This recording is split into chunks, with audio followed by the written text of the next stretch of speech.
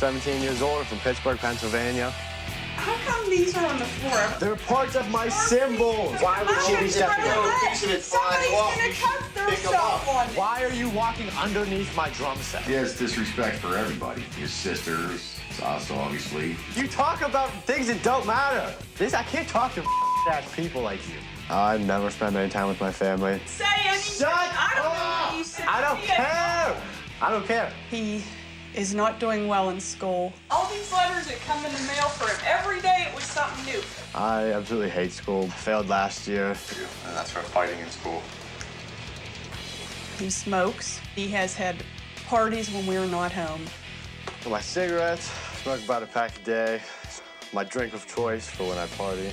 If he continues going down the road that he is, he's going to end up just totally ruining his life, period.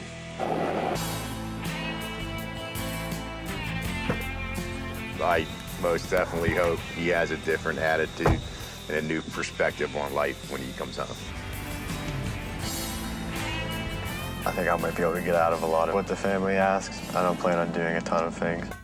My name's Eddie Tilley, and my wife Susan and I live in North Charleston, South Carolina, with our 2 children, Matthew and Mary Kate. So what's up with the clothes in the middle of the floor?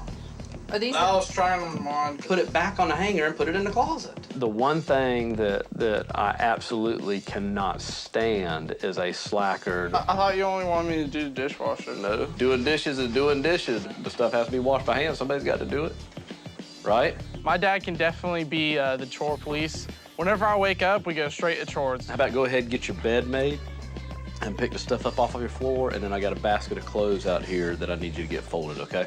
Respect in our family is very important. Sometimes just the look on your face can be disrespectful. And there's some vines that are growing up onto the porch. We need to kind of trim those off. In our family, we don't allow anybody to isolate.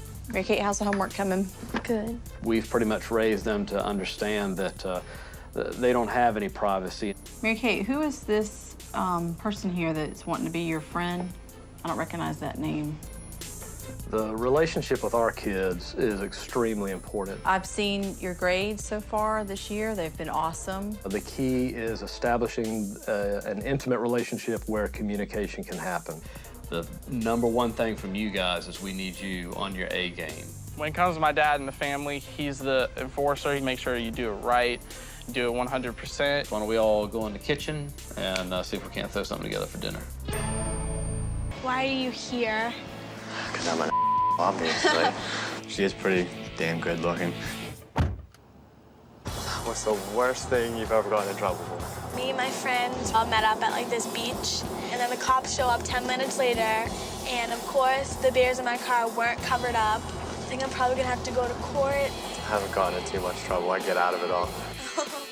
You guys just be yourselves and do what you normally do. Can't wait. Just about here. Oh my God, where are we?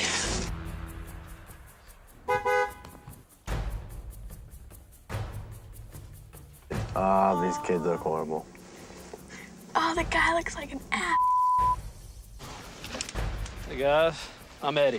I'm Christine. Hi, Christine. Nice to meet you. you. When the teen boy got out of the car, I immediately noticed a skateboarder dude-looking fellow. Christine didn't outwardly have that rebellious air about her. All right, guys, right this way. The dad looked pretty serious, so I think he's the person that mandates everything in the house. Just come on in. You can set your bags down. My goal in our first sit down with the kids was I wanted them to be very aware of my authority. We're going to be respectful towards you. Even if we're being hard, we're going to be respectful. So we expect the same thing in return. Everyone participates in whatever needs to be done. We don't cuss here. When they said no swearing, I was about to just drop my jaw and be like, because that's what I do. Kind of our deal is you're coming into our house, we don't know you, we haven't had time to build the trust yet, so we got to be precautionary on our side.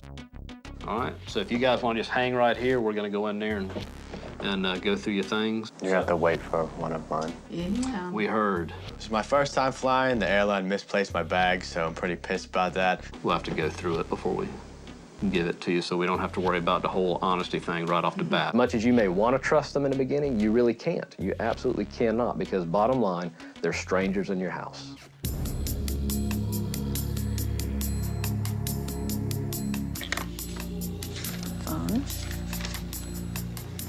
When Susan and I finished the search, we came back to the table. Jess, do you have your cell phone? Yes, I do. Yeah. We're gonna hang on to your cell phones just because it's a distraction.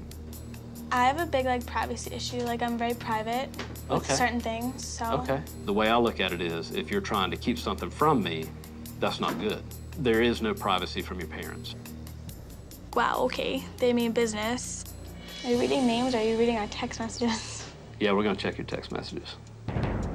Why? Because that kind of gives us a little bit better picture of kind of what you normally do, how you normally are, you know? I mean, that's the real you, right? Yeah. Right. Yeah. Okay. When Eddie told me that he was gonna go through my cell phone, I wanted to scream. I was so pissed. So here you go. Awesome. Thank you. So your parents don't check your phone? No. They don't? No, never. Well, it looks like both of you have no problem whatsoever dropping the F-bombs. You know, to me, it dumbs you down. I think I have Christine sized up fairly well. If you break an expectation, there's going to be consequences. Jesse was still a mystery, and that concerned me. But if you're dishonest about it, and then we find out about it, the consequences are worse. After thinking for a minute, I was like, I'm pretty sure there's something in my bag that I didn't take out. All right, well, we'll see if it comes. We've got to go through your bag. Your bag made it. And we'll go from there. I started thinking, what's in my bag?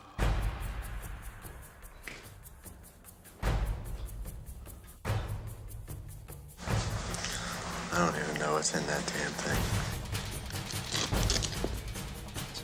Okay. How about that? Golly dog. When I pulled the fabric back in the suitcase, there was a pornographic DVD. And the images were so graphic that I even tried to shield it from my wife. Can't even show that. My first reaction when I saw that DVD was I was very angry, because to bring something, in my opinion, that destructive into my home, quite honestly, even goes beyond drugs. All right, Christine, you waking up?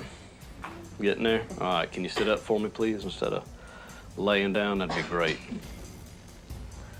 Thank you. Jess, you and I are gonna walk back to your room and talk about what else you had in your suitcase. All right, so let's go.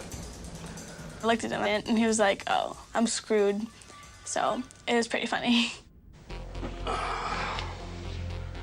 All right, so? I completely forgot it was even in my suitcase. So, how do you think I feel about something like that coming into my house?